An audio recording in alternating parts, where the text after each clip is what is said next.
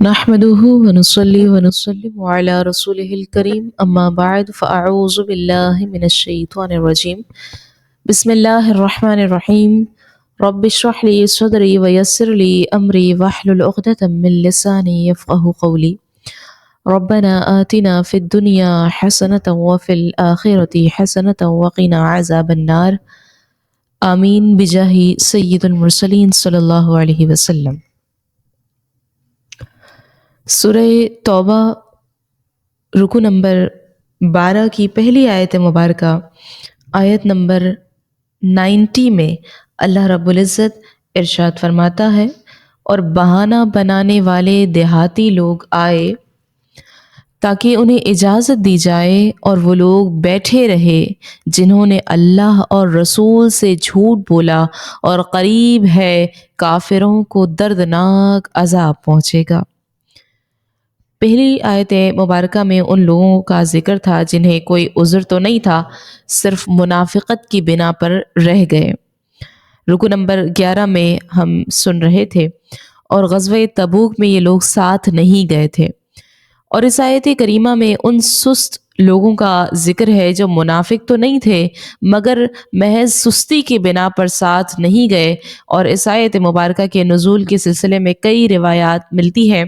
ایک روایت اس طرح سے ہے کہ جب رسول اللہ صلی اللہ علیہ وسلم نے غزوہ تبوک جانے کا حکم دیا تو عامر بن طفیل اور اس کے قبیلے کے چند لوگ حاضر ہوئے اور عرض کی، حضور ہم تبوک جائیں تو ہمیں خطرہ ہے کہ ہمارے گھروں کو قبیلہ طے واپس والے جو ہے وہ لوٹ لیں گے اور ہمارے بچوں کو ہلاک کر دیں گے، اس وجہ سے ہم حاضری سے محروم ہیں۔ حضور صلی اللہ علیہ وسلم نے فرمایا، اللہ تعالیٰ مجھے تم سے بے نیاز کر دے۔ ان لوگوں کے متعلق یہ آیت کریمہ نازل ہوئی۔ اور ایک روایت اس طرح سے ملتی ہے کہ غزوہ تبوک کے موقع پر منافقین دو گروہوں میں بٹ گئے۔ ایک گروہ تو دھوکہ دہی کے لیے حاضر ہوا اور بہانے بنائے، دوسرا گروہ اپنے گھروں میں ہی رہا، حاضر نہیں ہوا۔ اور ان دونوں گروہوں کے متعلق یہ آیت پاک نازل ہوئی۔ ایک گروہ واقعی معذور تھے، حاضر خدمت ہوئے اور رہ جانے کی اجازت مانگی۔ دوسرا وہ گروہ تھا جو مسلمان ثابت نہ کرنے کے لیے حضور کے سامنے جھوٹ بول گئے، دل میں کافر تھے، زبانی طور پر مسلمان بنے۔ یہ لوگ گھروں میں بیٹھے رہے، حضور کے پاس آئے ہی نہیں۔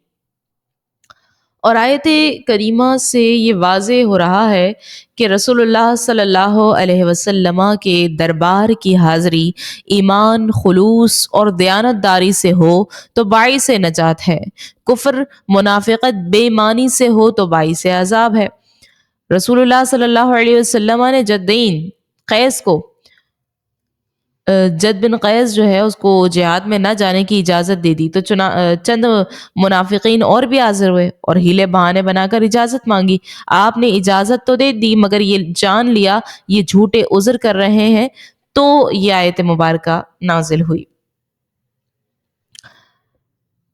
آیت نمبر 91 میں اللہ رب العزت ارشاد فرماتا ہے، ضعیفوں اور بیماروں پر کچھ حرج نہیں، اور نہ ان پر جنہیں خرچ کی طاقت نہ ہو، جبکہ اللہ اور رسول کے خیر خواہ ہیں، نیکی کرنے والوں کے لیے الزام کی کوئی راہ نہیں، اور اللہ بخشنے والا مہربان ہے۔ پہلی آیت مبارکہ میں جھوٹے بہانے بنانے والے منافقین کا ذکر تھا۔ اس آیت کریمہ میں سچے معذورین کا ذکر ہے جو جہاد سے معذور ہیں، نہ ان پر جہاد فرض ہے اور نہ رہ جانے پر عتاب ہے ان پر۔ اس آیت کریمہ کے اترنے کا سبب یہ بنا کہ حضرت زید بن ثابت فرماتے ہیں، سورہ برات میں جہاد کی آیات اتری جن میں جہاد سے جان بچانے والوں پر سخت عتاب تھا۔ اس وقت کاتب وحی تھا، لکھ رہا تھا، ایک نابینا شخص دربار رسالت میں حاضر ہوا اور عرض کی، حضور میرے متعلق کیا حکم ہے، میں معذور ہوں۔ تو تب یہ آیت کریمہ نازل ہوئی۔ اور حضرت ضحاک کہتے ہیں کہ یہ آیت عبداللہ بن ام کلثوم کے حق میں نازل ہوئی جو نابینا تھے۔ اس آیت مبارکہ میں 3 قسم کے لوگوں کو غزوات میں شرکت نہ کرنے کی اجازت دی گئی ہے۔ پہلا شخص جو ضعیف ہے، چلنے پھرنے پر قدرت نہیں رکھتا، دوسرا وہ شخص جو مریض ہے، تیسرا وہ شخص جو غریب ہے، اس کے پاس سامان سفر نہیں ہے، جیسے حاجی کے لیے سامان سفر ضروری ہے، ایسے لوگوں کو مدینہ منورہ رہ جانے پر حج نہیں، بشرط یہ کہ لوگ اللہ اور اس کے رسول کے خیر خواہ ہوں، مجاہدین کے بال بچوں کی نگہداشت کریں۔ ایسے افراد پر نہ جانے میں گناہ نہیں ہے، اور یہ لوگ معذورین میں شامل ہوں گے۔ قرآن مقدس فرماتا ہے لا یکلف اللہ نفسا الا وسعها، اللہ تبارک و تعالی کسی کو اس کی طاقت سے زیادہ تکلیف نہیں دیتا۔ اور آیت مبارکہ کے آخر میں یہ فرمایا گیا جب اللہ اور اس کے رسول صلی اللہ علیہ وسلم کے لیے مخلص ہوں تو پیچھے رہ جانے میں کوئی حرج نہیں، اللہ کے لیے پیچھے رہ جانے میں کوئی حرج نہیں۔ اللہ کے لیے نصیحت کا معنی یہ ہے کہ اس کی توحید اور اس کی صفات پر اعتقاد ہو، اسے ہر نقص عیب سے پاک جانے، اور رسول کے لیے نصیحت کا یہ معنی ہے اس کے رسالت کو سچے دل سے مانے، رسول اللہ کی اطاعت کرے۔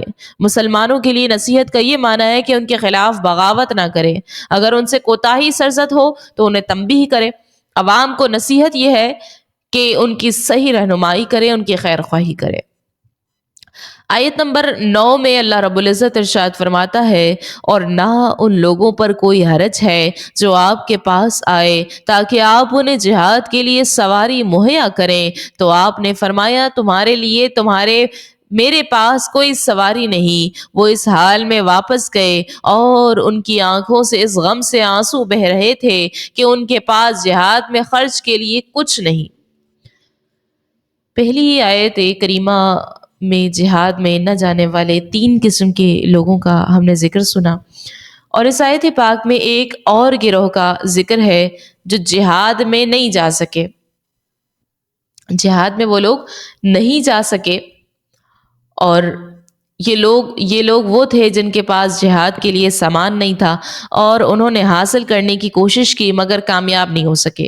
ان پر بھی جہاد میں شامل نہ ہو سکنے کا کوئی گناہ نہیں ہے۔ اس آیت کریمہ کے نازل ہونے کا سبب یہ بنا کہ حضرت ابو موسیٰ اشعری اور ان کے چند اور ساتھی رسول اکرم صلی اللہ علیہ وسلم کے دربار میں حاضر ہوئے اور سفر جہاد کے لیے سواری مانگی، تو رسول اللہ صلی اللہ علیہ وسلم نے فرمایا میں تم کو سواری نہ دوں گا، میرے پاس سواری ہے نہیں۔ تو یہ حضرات روتے ہوئے واپس ہوئے۔ بعد میں حضور کے پاس اونٹ آ گئے یا قرض لے کر انہیں سواریاں دی، تو یہ آیات کریمہ نازل ہوئی۔ جیسے پچھلی آیت کریمہ میں 3 جماعتوں پر جہاد میں حاضر نہ ہونے پر گناہ نہیں، ایسے ہی ان لوگوں پر بھی گناہ نہیں جو غزوہ تبوک کا اعلان سن کر حاضر ہوئے اور عرض کی حضور ہمیں سواری عطا فرمائے۔ رسول اکرم صلی اللہ علیہ وسلم نے اس وقت فرمایا اس وقت سواری ہے نہیں، یہ لوگ فرمایا کہ اس وقت سواری تو نہیں ہے، یہ لوگ روتے ہوئے آنسو بہاتے ہوئے واپس ہو گئے۔ انہیں یہ سخت صدمہ تھا کہ انہیں سفر کے لیے سواری خرچ کے لیے سامان نہ مل سکا۔ ان کی اس حالت پر یہ آیت کریمہ نازل ہوئی۔ حضور کے سائل کو کریمانہ انداز سے جواب دینے کا پتہ چلتا ہے کہ سائل کو نرمی سے جواب دیا جائے۔ آیت نمبر 93 میں اللہ رب العزت ارشاد فرماتا ہے الزام تو بس ان لوگوں پر ہے جو آپ سے اجازت مانگتے ہیں حالانکہ وہ مالدار ہیں اور وہ پیچھے رہ جانے پر راضی ہو گئے، اللہ نے ان کے دلوں پر مہر لگا دی پس وہ کچھ نہیں جانتے۔ پہلی آیت مبارکہ میں ان برے لوگوں کا ذکر ہے جو غزوہ تبوک میں شامل نہیں ہوئے، اس وجہ سے ان پر عتاب ہے۔ اور اس آیت کریمہ کے اترنے کا سبب یہ بنا عبداللہ ابن ابی اور اس کے 70 ساتھی غزوہ تبوک میں پیچھے رہ گئے اور اس رہ جانے کو اپنا کمال سمجھا اور اس عمل پر بہت خوش تھے یہ لوگ۔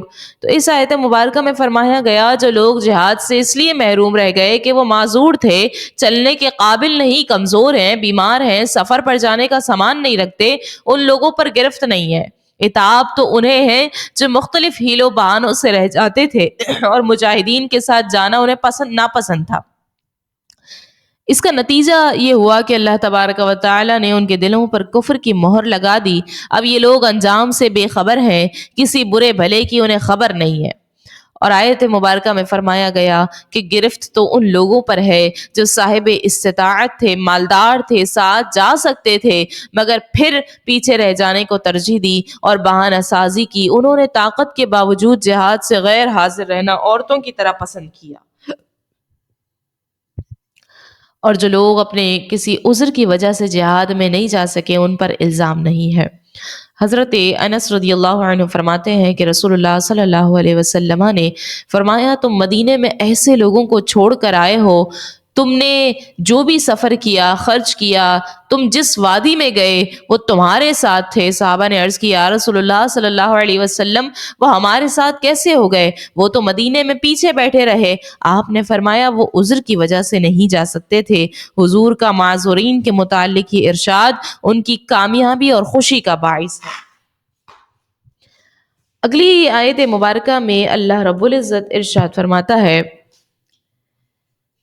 جب ان کے پاس لوٹ کر جاؤ گے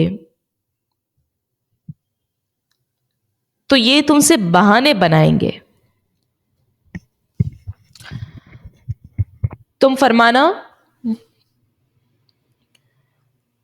فرمانا بہانے نہ بناؤ، ہم ہرگز تمہاری بات پر یقین نہیں کریں گے۔ اللہ نے ہمیں تمہاری خبریں دے دی ہیں اور اب اللہ اور اس کا رسول تمہارے کام دیکھیں گے، پھر تمہیں اس کی طرف لوٹایا جائے گا جو غیب اور ظاہر کو جاننے والا ہے، تو وہ تمہیں تمہارے اعمال بتا دے گا۔ یعنی اے حبیب صلی اللہ علیہ وسلم، آپ اور آپ کے صحابہ رضی اللہ تعالی عنہم جب غزوہ تبوک سے واپس مدینہ منورہ پہنچیں گے تو غزوے سے رہ جانے والے منافقین جھوٹے بہانے بنا کر اور باطل عذر پیش کر کے آپ سب کو راضی کرنے کی کوشش کریں گے۔ اے حبیب صلی اللہ علیہ وسلم، آپ ان سے فرما دینا کہ بہانے مت بناؤ، جو عذر تم پیش کر رہے ہو ہم اس کی ہرگز تصدیق نہیں کریں گے۔ تم نے جو کچھ کیا اللہ عز و جل نے ہمیں اس کی خبریں دے دی ہیں، اور اب اللہ تبارک و تعالی اس کا رسول صلی اللہ علیہ وسلم تمہارے کام دیکھیں گے کہ تم نفاق سے توبہ کرتے ہو یا اس پر قائم رہتے ہو۔ اور بعض مفسرین نے کہا کہ منافقین نے وعدہ کیا تھا کہ زمانہ مستقبل میں وہ مومنین کی مدد کریں گے۔ ہو سکتا ہے کہ اسی کے متعلق فرمایا گیا ہو کہ اللہ اور اس کے رسول صلی اللہ علیہ وسلم تمہارے کام دیکھیں گے، تم اپنے اس عہد کو بھی وفا کرتے ہو یا نہیں کرتے۔ فرمایا گیا غیب اور ظاہر کو جاننے والا ہے۔ یہاں آیت میں اللہ تبارک و تعالیٰ کی ایک صفت عالم الغیب بیان فرمائی گئی ہے۔ یہ اللہ تبارک و تعالیٰ کا وصف خاص ہے، یعنی اللہ نے جن مقربین بارگاہ میں کو غیب کا علم جو ہے وہ عطا فرمایا ہے، ان کے بارے میں یہ تو کہہ سکتے ہیں کہ اللہ تعالیٰ کی عطا سے وہ غیب جانتے ہیں یا غیب پر مطلع ہیں یا غیب پر خبردار ہیں، لیکن انہیں عالم الغیب نہیں کہا جا سکتا کہ اس لفظ کا استعمال اللہ تعالیٰ کے ساتھ خاص ہے، جیسے کہ لفظ رحمان۔ پھر اگلی آیت مبارکہ میں اللہ رب العزت ارشاد فرماتا ہے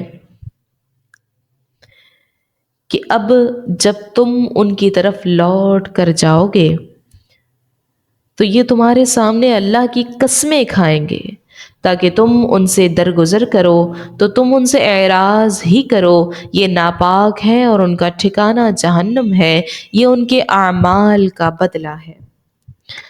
ارشاد فرمایا کہ اے حبیب صلی اللہ علیہ وسلم، جب آپ اپنے اس سفر سے واپس ہو کر مدینہ طیبہ میں غزوے میں شرکت نہ کرنے والے منافقین کی طرف لوٹ کر جائیں گے تو یہ آپ کے سامنے اللہ کی قسمیں کھائیں گے تاکہ آپ ان سے درگزر کریں اور پیچھے رہ جانے کی وجہ سے ان پر ملامت اور عتاب نہ کریں۔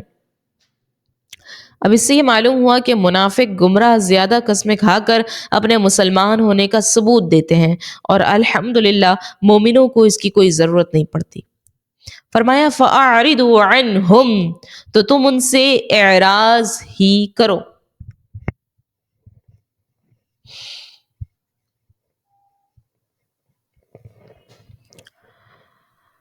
بعض مفسرین نے فرمایا اس سے مراد یہ ہے کہ ان کے ساتھ بیٹھنا اور ان سے بولنا ترک کر دو۔ نبی اکرم صلی اللہ علیہ وسلم مدینہ منورہ تشریف لائے تو رسول اللہ صلی اللہ علیہ وسلم نے مسلمانوں کو حکم دیا کہ منافقین کے پاس بیٹھیں، نہ ان سے بات کریں، کیونکہ ان کے باطن جو ہے وہ خبیث اور اعمال برے ہیں، اور ملامت اور عتاب سے ان کی اصلاح نہیں ہوگی۔ اس کی وجہ یہ ہے کہ وہ ناپاک ہیں، اور ان کے پاک ہونے کا جو ہے وہ کوئی طریقہ نہیں ہے۔ آخرت میں ان کا ٹھکانہ جہنم ہے، اور یہ ان کے دنیا میں کیے ہوئے خبیث اعمال کا بدلہ ہے۔ حضرت عبداللہ بن عباس رضی اللہ عنہما فرماتے ہیں کہ یہ آیت جد بن قیس، معتب بن کشیر اور ان دونوں کے ساتھیوں کے بارے میں نازل ہوئی تھی۔ یہ 80 منافق تھے۔ نبی اکرم صلی اللہ علیہ وسلم نے فرمایا کہ ان کے پاس بیٹھو، نہ ان سے کلام کرو۔ مقاتل نے کہا کہ یہ آیت عبداللہ بن ابی کے بارے میں نازل ہوئی، اس نے رسول اللہ صلی اللہ علیہ وسلم کے سامنے قسم کھائی تھی کہ اب کبھی وہ جہاد میں جانے سے سستی نہ کرے گا، اور رسول اللہ صلی اللہ علیہ وسلم سے درخواست کی تھی کہ حضور صلی اللہ علیہ وسلم اس سے راضی ہو جائیں۔ اس پر یہ آیت مبارکہ اور اس کے بعد والی جو آیت ہے وہ نازل ہوئی، اور فرماتا ہے اگلی آیت مبارکہ میں کہ تمہارے سامنے قسمیں کھاتے ہیں تاکہ تم ان سے راضی ہو جاؤ، تو اگر تم ان سے راضی ہو بھی جاؤ تو بے شک اللہ نافرمان لوگوں سے راضی نہیں ہوگا۔ یعنی اے مسلمانوں، منافقین تمہارے سامنے تمہاری رضا حاصل کرنے کے لیے اللہ کی قسمیں کھاتے ہیں تاکہ اس طرح انہیں دنیا میں نفع حاصل ہو۔ اے ایمان والو، اگر تم ان کی قسموں کا اعتبار اور ان کے عذر قبول کرتے ہوئے ان سے راضی ہو بھی جاؤ تو انہیں کوئی فائدہ نہیں پہنچے گا، کیونکہ اللہ تبارک و تعالی ان کے دل کے کفر اور نفاق کو جانتا ہے، وہ ان سے کبھی راضی نہیں ہوگا۔ اس سے یہ معلوم ہوتا ہے کہ جھوٹی قسمیں کھانا یہ منافقین کا کام ہے، یہ مسلمانوں کا کام نہیں ہے کہ جھوٹی قسمیں کھانے والے جو ہیں وہ فاسق ہیں۔